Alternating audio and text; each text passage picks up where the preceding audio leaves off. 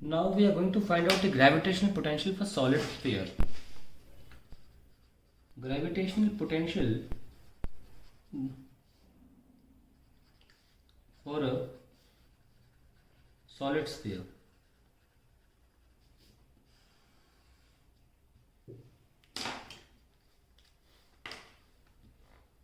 Let us see. पहले हम case 1 कर लेंगे। जैसे कि मान लीजिए सॉलिड स्फीयर का रेडियस है कैपिटल आर। ओके,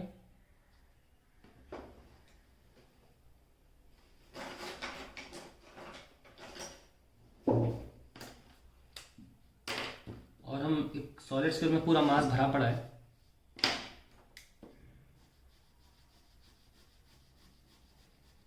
और इसके लिए हम बाहर किसी पॉइंट पर निकालना चाहते हैं पी पर ग्रेविटेशनल पोटेंशियल।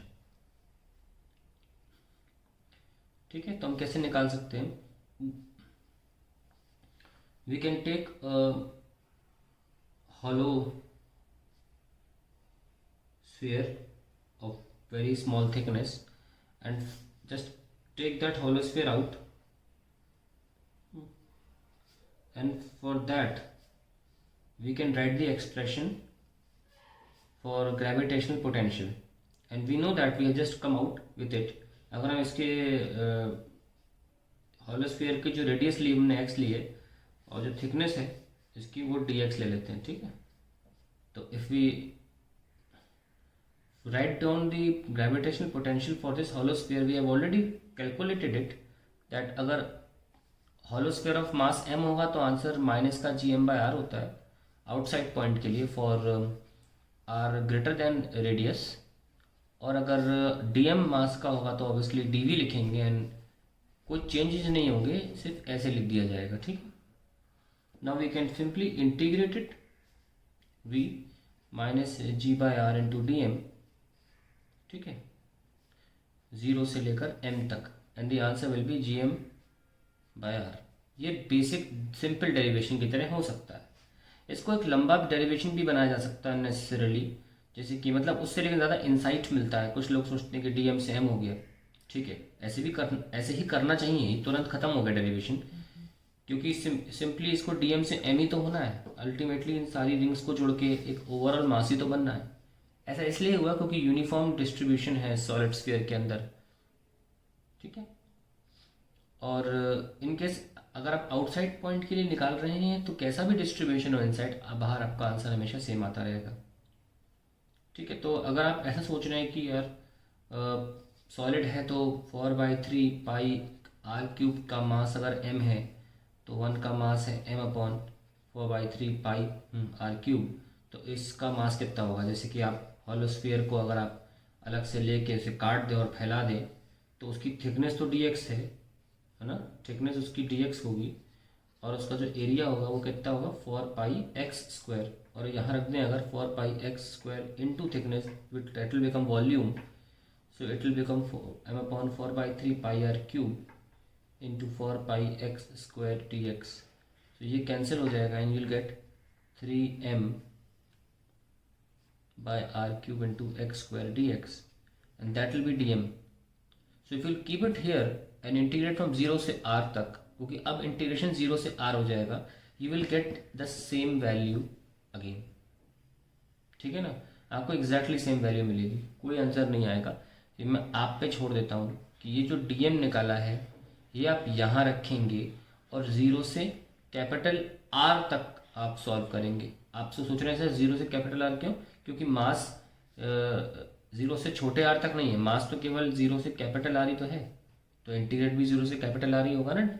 इसलिए जब आप ऐसा करेंगे, कुछ अपने लिए भी टास्क ले लीजिए, अगर आप ऐसा करके 0 से कैपिटल R तक करते हैं तो भी आपका आंसर सेम ही आएगा। आइए, तो हमारा बाहर के लिए पॉइंट तो सिंपल है, वही आगे जो होलो स्फीयर के लिए आता है। तो remember that for an outside point, लिख लेते हैं नोट करके, for an outside point gravitational potential is same as that for hollow sphere। ठीक है, अब हम सरफेस पे आ जाएं, अगर केस 2, प्लीज यहाँ पे आप केस 1 लिख लीजिए ऐसे, case 1 R greater than capital R. अब case 2 is R equals to capital R, and you don't have to write anything, just simply put the answer minus GM by capital R. ठीक है. So now let's find out the case 3, that is for regions R less than R, inside point के लिए. inside point के लिए अगर हमें gravitational potential निकालना है तो थोड़ा सा tricky हो जाता है, यहाँ पे थोड़ा सा complex रहेगा, but we'll try to make it as easy as possible. किसी P पॉइंट पे हमको निकालना है, तो P पॉइंट पर जो ग्रेविटेशनल पोटेंशियल होगी इस P पॉइंट पर, वो अंदर के मास की वजह से भी होगी और बाहर के मास की वजह से भी होगी. दोनों का हमें अलग अलग कैलकुलेट करके ऐड करना होगा. तो let's write down, let V1 be the gravitational potential due to the mass inside, suppose हमने ये R रेडियस लिया, inside the sphere of radius R, and V2 be the gravitational potential due to the mass lying between region R to capital R, यहाँ से यहाँ तक, मतलब R से capital R तक. इसको मैं अलग से शेड कर देता हूँ, यहाँ के लिए हम अलग से सॉल्व करेंगे. ठीक है, तो हम पहले V1 निकाल लेते हैं. ज़रा V1 इसको एक्सट्रैक्ट करिए अंदर की बॉल को, उसके लिए क्या निकलेगा. तो हमें कुछ नहीं करना है, एक सॉलिड स्फीयर के लिए उसकी सरफेस पे हमें ग्रेविटेशनल पोटेंशियल लिखनी है जिसका रेडियस स्मॉल आ रही है. तो हमने भी किया सरफेस के लिए. सो V1 तो आसानी से लिखा जा सकता है सरफेस के लिए. देखिए कहाँ पर लिखा था हमने, केस 2 सरफेस पॉइंट के लिए हमने लिखा था, जैसे कि अगर कैपिटल R लिख दिए थे ना ऊपर, I can't find a page, इसलिए कैन राइट माइनस का GM बाई R. जैसे केस 2 जो आपने लिखा है अभी सरफेस के लिए, उसमें आप क्या लिखे थे, माइनस का GM बाई कैपिटल R लिखे थे. ऐसे ही एक बॉल है, रेडियस स्मॉल r, उसके सरफेस पे लिखना है due to the entire mass inside it. तो ये हमने V1 तो ऐसे ही फाइंड कर लिया. अब हमें V2 फाइंड करना है. देखिए कैसे करेंगे V2 फाइंड. आप अब बाहर का पोर्शन ले लीजिए, मतलब जैसे आप दूसरा एक और बॉल बना लें, और ये आपका पॉइंट P वाला स्फीयर है. और मैं अब ध्यान से देखिएगा मैं क्या कर रहा हूँ. मैं एक डिफरेंशियल यानी कि पतला सा हॉलो स्फीयर ले रहा हूँ. ये पॉइंट थोड़ा ट्रिकी, ध्यान रखिएगा. बहुत पतली सी एक स्ट्रिप ले रहा हूँ, ये लीजिए.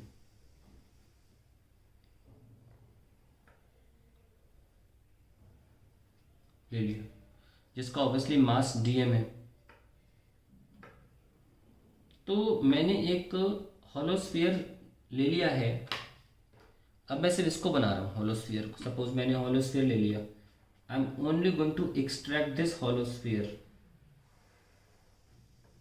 ये हमने बनाया hollow sphere of mass DM, और इसके अंदर अब बॉल, इसके अंदर एक पॉइंट है.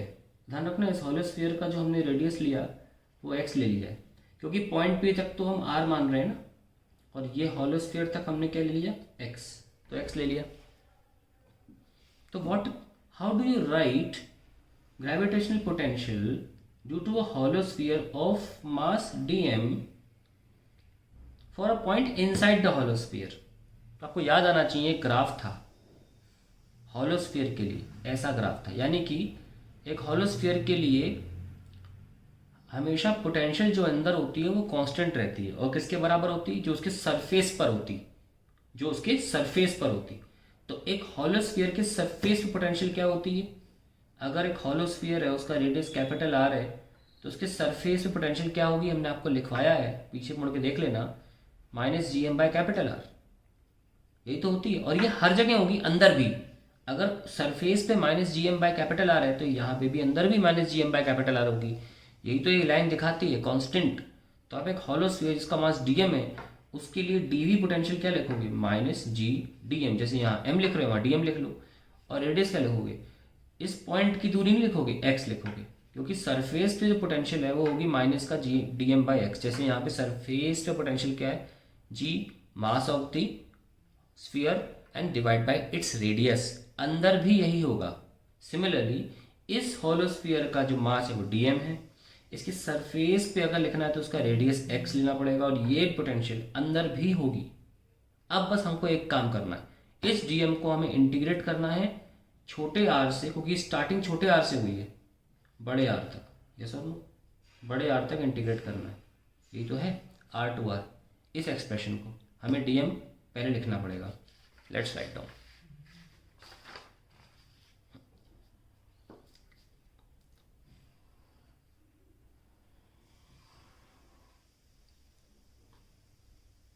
ये हमारा पॉइंट पी है एट डिस्टेंस आर।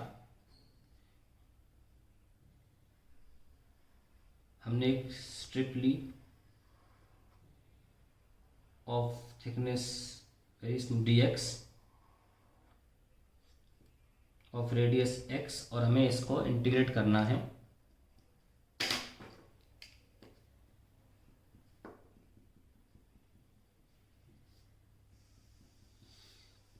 इंटीग्रेट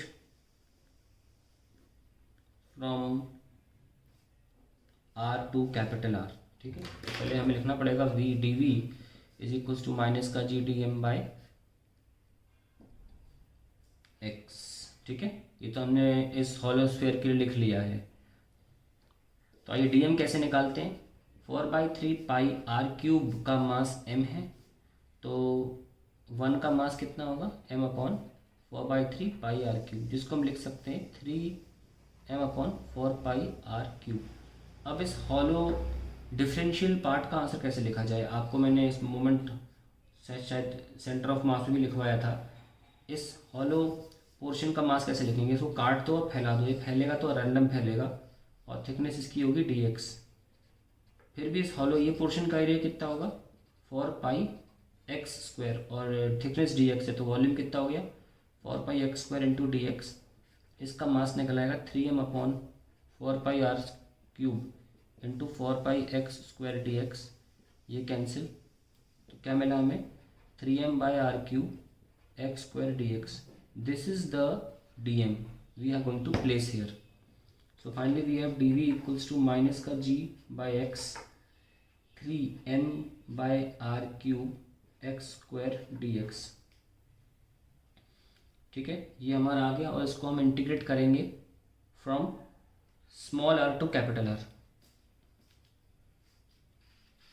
आइए इसको नेक्स्ट पेज पे ले चलते हैं, थोड़ा सॉल्व कर लेते हैं इसको।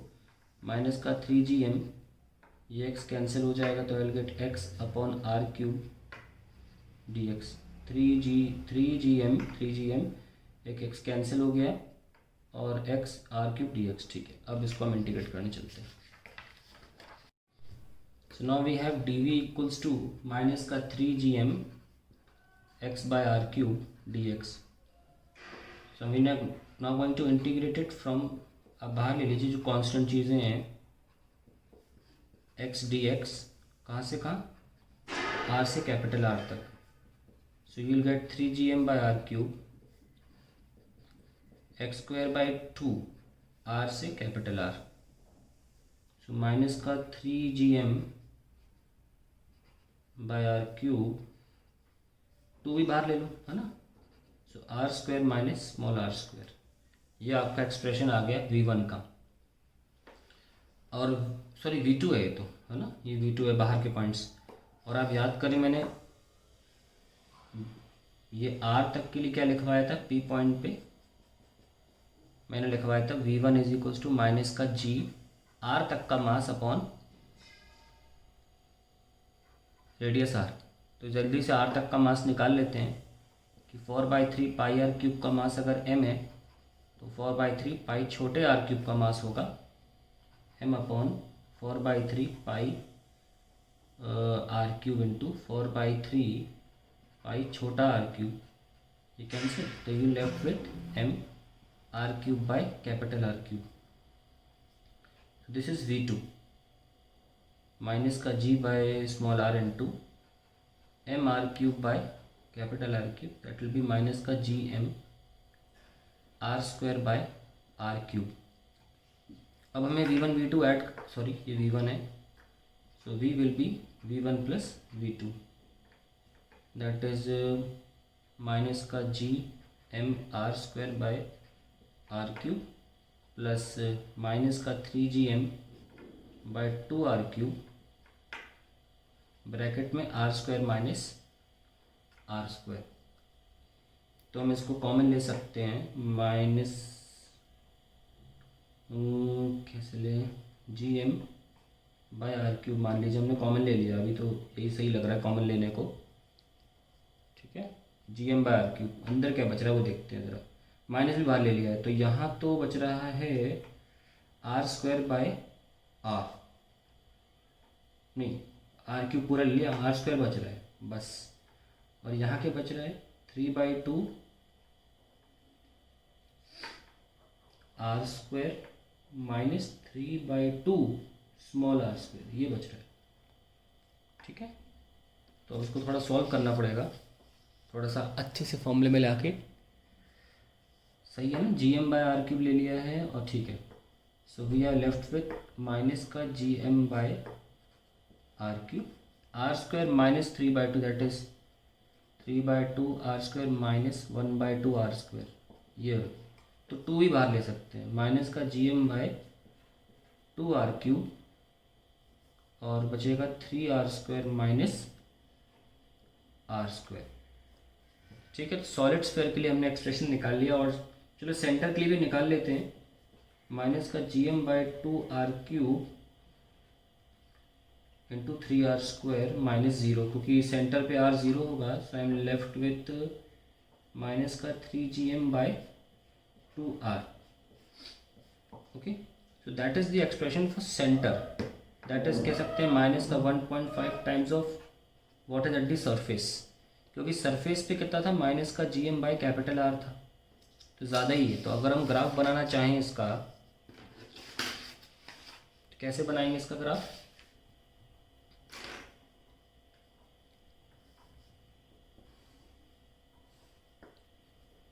माइनस का 1.5 सरफेस, ये ऐसे बनेगा, सरफेस पे जाके थोड़ा सा ऐसा फूलता हुआ, ध्यान रखना बल्जिंग आउट, या बाद में वेरीफाई कर लेना ग्राफ बना के, फाइनली यहाँ के बाद इट इज़ जैसा कि पहले था, ये जो वेरिएशन है वो सिंपल जैसा होता है आउटसाइड रीजन के लिए, माइनस का gm बाय r, यानी कि v proportional to 1/r follow करेगा।